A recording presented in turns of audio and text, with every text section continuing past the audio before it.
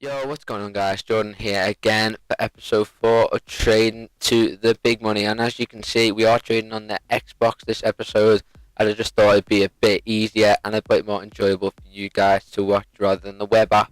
So you can see we're on 67k, although originally we do have 80k as we have bought some players, and let's get straight into those trades. So the first one we managed to pick up is a Maiga, 2.5k, who with the Hawk and chemistry style on, so that did up his price a little bit. And I did put him up for around 3.9k, I think, eventually, although I don't actually show it, as I just put him straight to the transfer list. That's the first buy of this episode. I wasn't too sure first in buying him, but we did manage to sell him eventually. Now the second buy is going to be a Danilino in a right wing position, 5.8k, and his cheapest at the time was about 6.8k, although eventually we do have to sell him for about 6.5k in a right wing position, which was not so much profit as I wanted, but we still do manage to make a bit of profit. And then we do also manage to pick up another Danilino who will come up on the screen in a minute after I put him up for 6.8k, I think it is, or 7.1k actually put him up for. So we do manage to pick up another Danilino for 5.3k, and I did actually find a right wing to right mid card in my club. I found it out somewhere. So that did up his price a bit, as I did put it on this Danilino card, and we did manage to sell this Danilino with the right mid for around 7.8k, 7.9k, something like that, maybe a bit less, I'm not entirely sure, but we will see at the end of the video. So we made a bit of profit on him, and then here we go, we can try to bid on another Danilino for 6.1k, and but we do also manage to win Antonio Ferreira, who is a Brazilian centre-back with decent pace, decent stats, for 69 rated. We managed to pick him up for 2.8k, sorry, and we put him up for around 4.3k, which we do sell within about 20 minutes, something like that. So that is a nice bit of profit there. 4.5k actually, so even better. And then next we managed to pick up Addy, left back. I'm not quite sure seeing that it looks like a soul. He's a left back, Brazilian, decent pace, decent stats, and he also has the shadow chemistry card on. So that's the pure reason why I bought him, considering his cheapest buy now basic was 3.1k. So we picked him up for 2.8k. I'm going to put him up for 5.1k, which we do actually manage to sell, which I was pretty impressed with. I didn't think he'd actually sell for that much, but purely because of his shadow card, we does up his price quite a bit, and we managed to sell for 5.1k, so that is about 2k profit.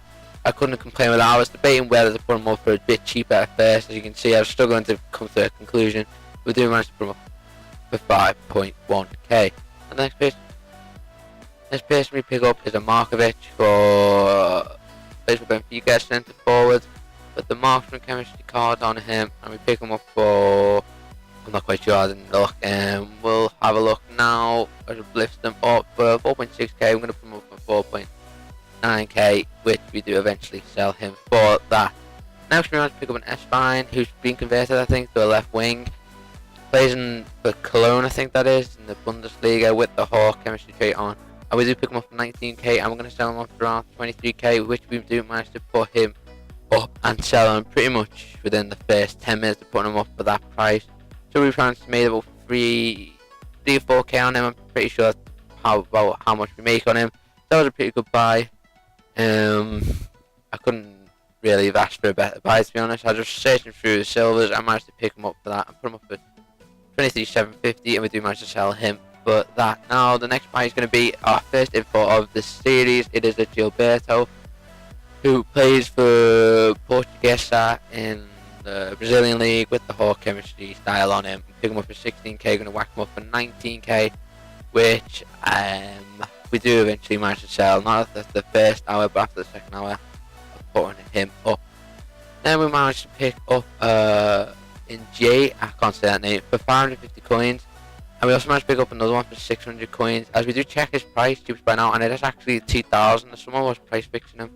So we took the liberty of just picking him up for 600 and 550 coins and list him up for under the cheapest buy it now, as he was getting price fixed. Now, I do recommend you guys do try that out. If someone's trying to price fix him for a player for like 1,000 coins, a bit more than his usual price, do try and pick them up all very cheap and undercut the person who is price fixing, as it does tend to work.